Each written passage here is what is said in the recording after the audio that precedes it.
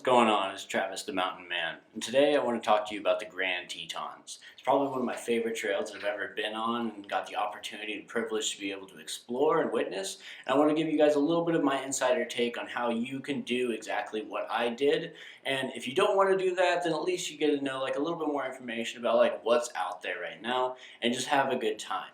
So specifically, what trail we did in the Grand Tetons was something a little bit out of the ordinary. Basically, what we were trying to do when we did this trail is we were trying to do it without having to deal with any backcountry permits or having to deal with any of the other processes. Basically, just something very simple, something easy, without like a whole bunch of technical situations where you have to go and obtain permits and all of that stuff. Just make it a little bit easier, just be able to experience nature and not have to worry about possibly not being able to get the right campsites that we want. And what I mean by backcountry permits is permission to camp in specific locations throughout the park inside of the national park boundaries. You have to have a specific permit to camp in these areas.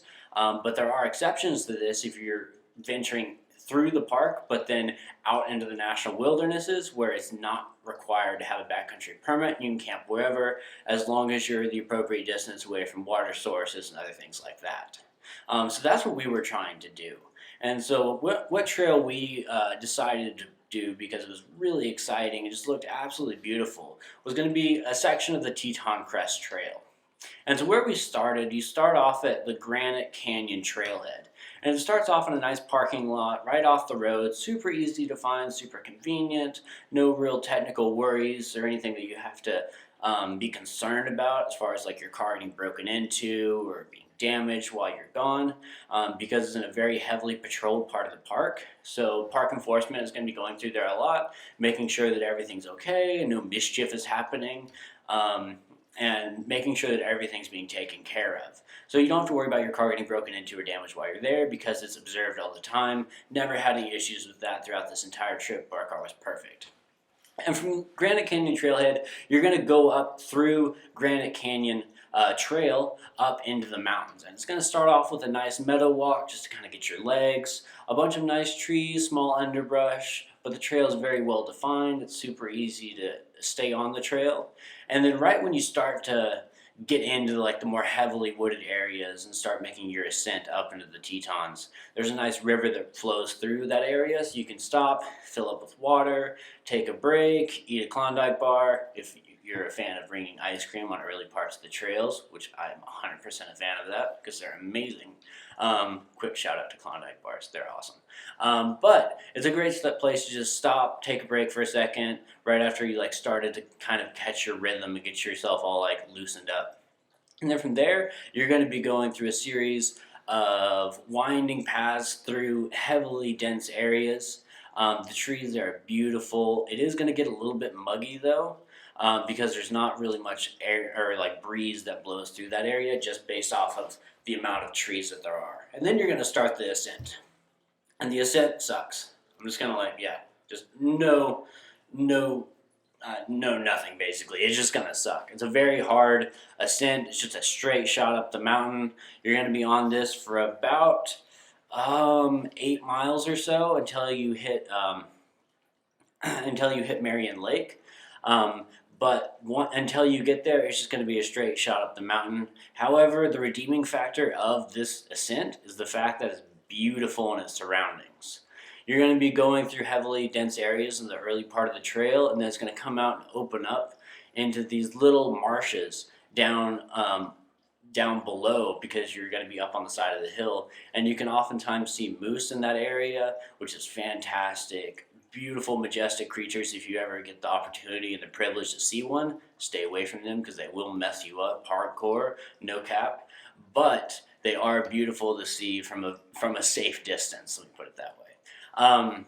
We saw a plethora of tracks. We didn't actually get to see any moose while we were there, but I've heard they're heavily dense in that area. And then as you continue going up, you're going to meet a massive river that's going to stick with you for most of the way up to Marion Lake at the top of the mountain.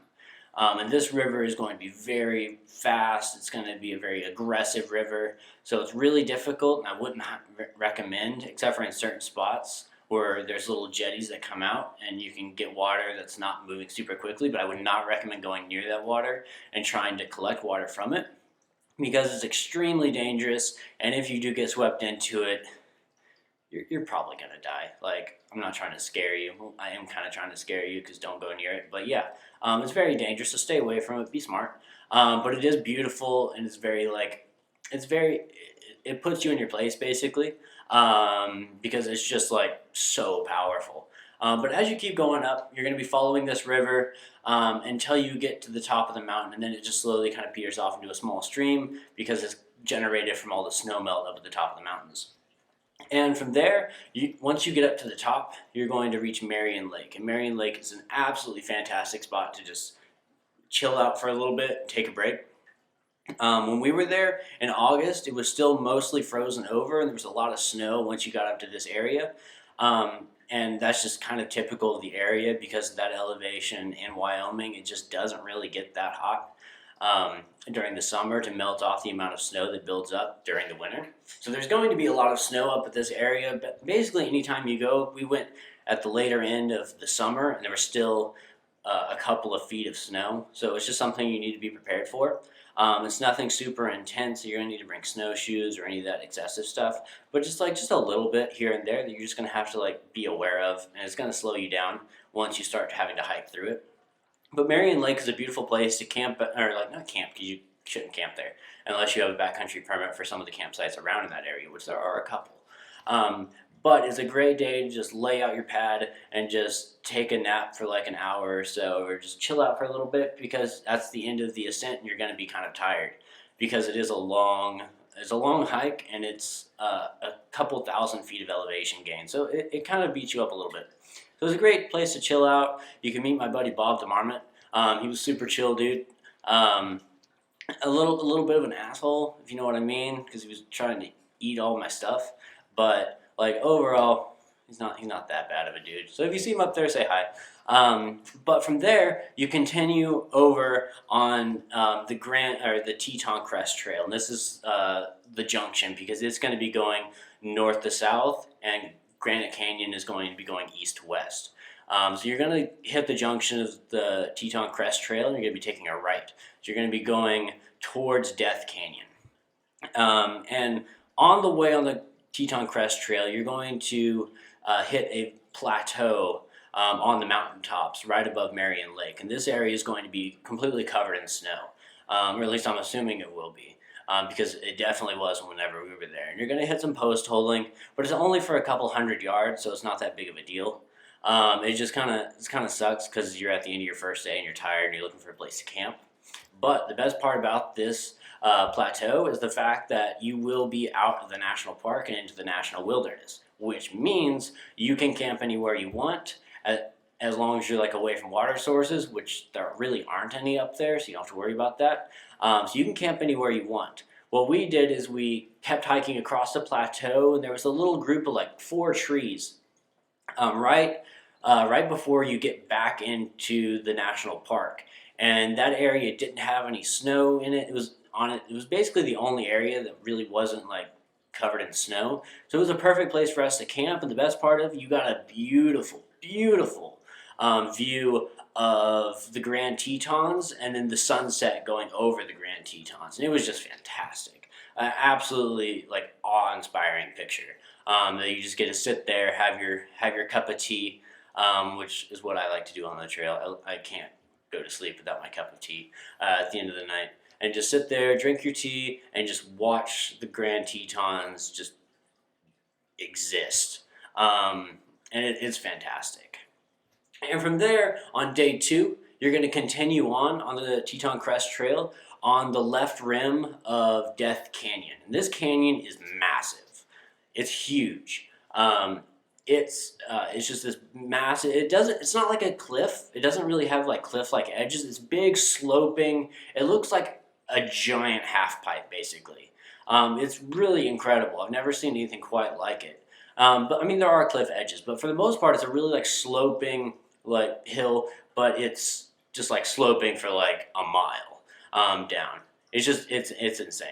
But you're going to be going along the left rim of Death Canyon, and you're going to want to be a little bit careful and watch your footing for the first like mile or two of this area because it does get a little bit sketchy in certain areas because there is going to be snow. So you just got to kind of watch your footing, make sure you're not like slipping and sliding around, so you don't like accidentally like slide down into the canyon, because that would it's dangerous. And then assuming you are okay by the time you get down to the bottom, then you have to hike all the way back up, which no one wants to do. That just doesn't sound fun at all.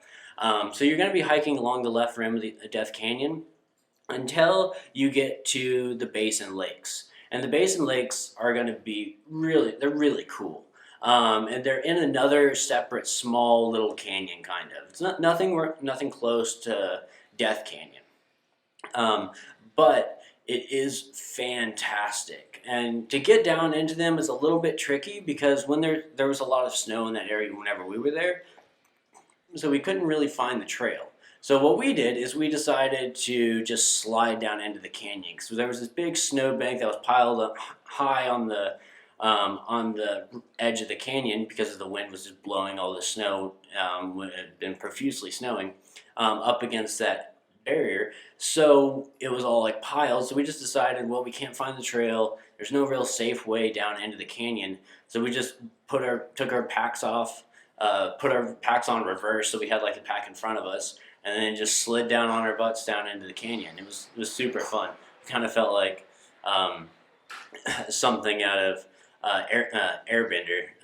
So it was pretty funny. But just like other things that you do whenever you're on the trail.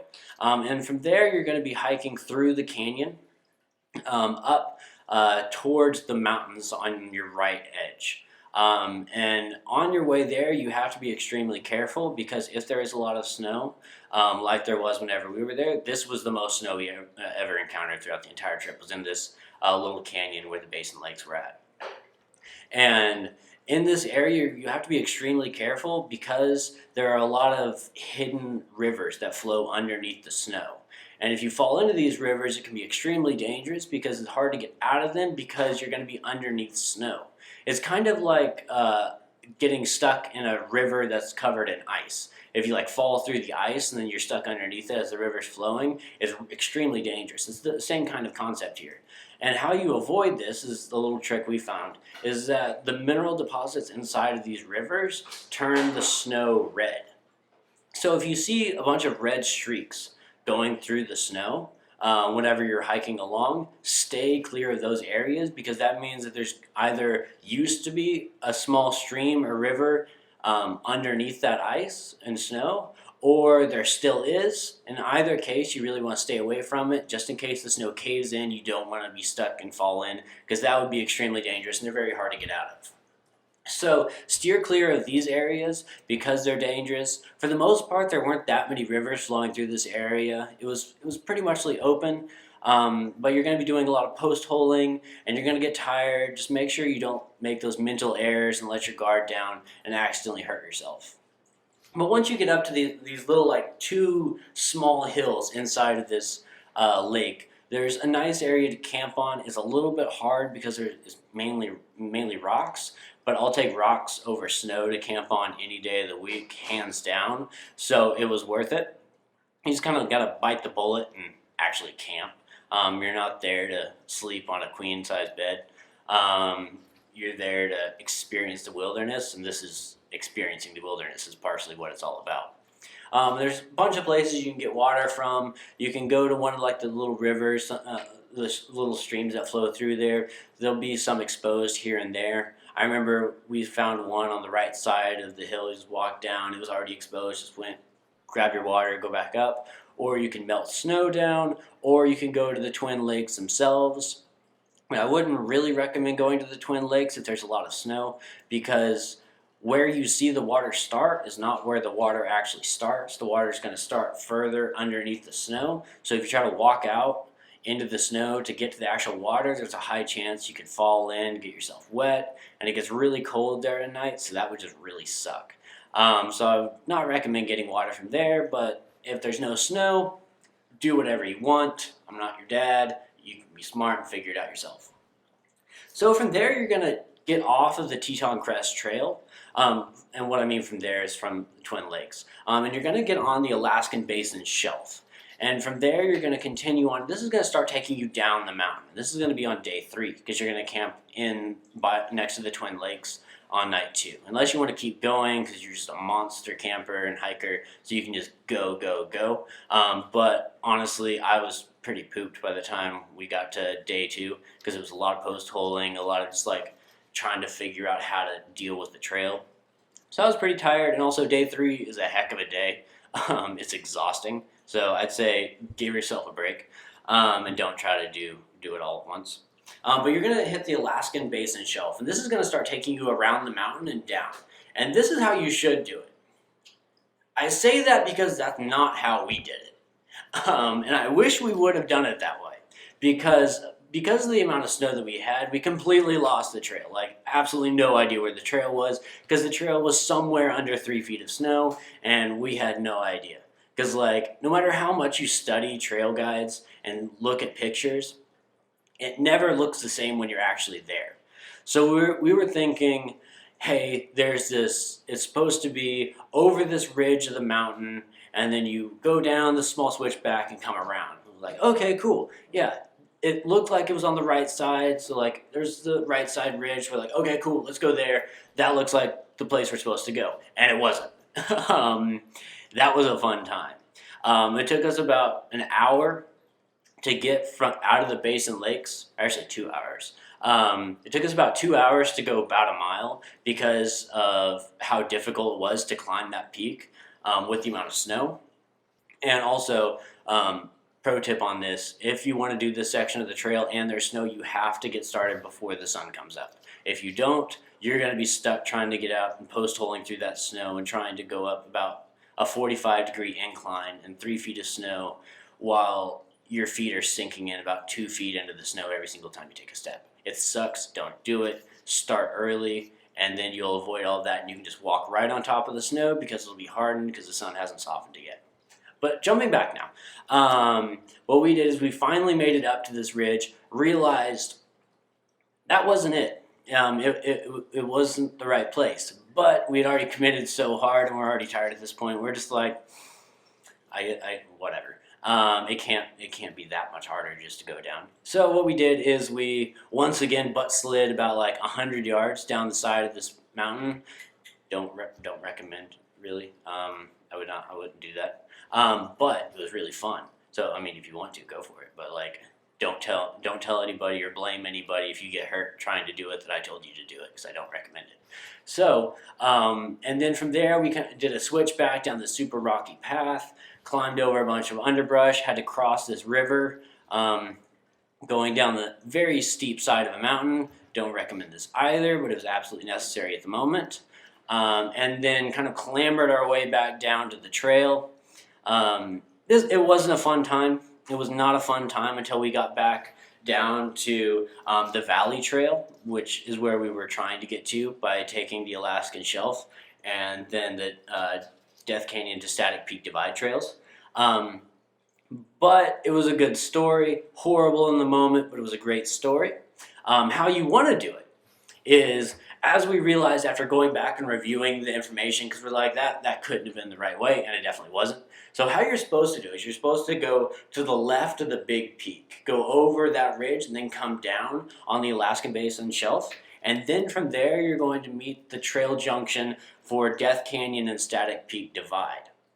And that is going to take you down the left side of the mountain, come back around, and you're going to then run into the Valley Trail right next to Phelps Lake. And Phelps Lake, I will guarantee you will not miss it unless you're just like not there, not on the right trail, because Phelps Lake is huge.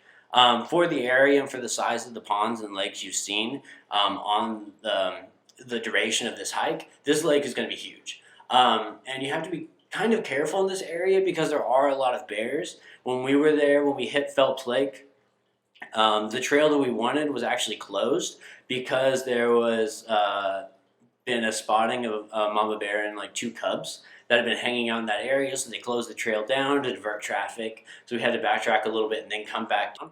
But as you're coming down the Valley Trail, you're going to run into the Grand Canyon Trail once again, and you're going to run into that about like 2 miles or so. end of the trail, and you're going to take a left onto Granite Canyon, and it's just going to take you right back down to the trailhead itself where you started, and your car should still be there. It is annoying when you get back to your car for one specific reason, and that reason is the fact that there's no real food super close to you. You have to drive just a little bit, and if you want to do what we did, you just drive about like 15 minutes back into Jackson Hole, and go to their McDonald's and order about like $30 worth of McDonald's and just eat it all because you don't care. And you burn so many calories that, I mean, honestly, if anything, you're breaking even. So, like, what's the problem? But overall, is a fantastic trail. It's probably one of the best trails I've ever been on. If you guys have any more questions about like how I did this trail or the details behind it and how you could do it yourself, drop a comment if you want to know more information. If you liked what I was talking about and you just want to hear more, please subscribe, hit a like, drop a comment about like anything else you want me to talk about. If you have any other trails that you're really trying to figure out how to do and you want more information on it, I can research it, I'll figure out how to do it, and I'll make another video for you or just send you some information on it. Either way, I hope you guys liked the content from today. Please hit the trail soon because it's a great time out there. I'm Travis the Mountain Man. Have fun, guys.